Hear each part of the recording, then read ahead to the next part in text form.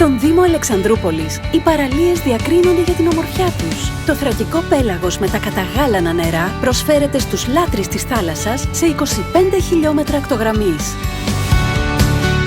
Οι παραλίες στην Αλεξανδρούπολη, στη Νέα Χιλή, στη Μάκρη, στην Αγία Παρασκευή και στα Δίκαιλλα, με τους γραφικούς ορμίσκους, τις απέραντες αμμουδιές, τις ψαροταβέρνες και τα beach bars, χαρίζουν μοναδικά καλοκαίρια σε μικρούς και μεγάλους.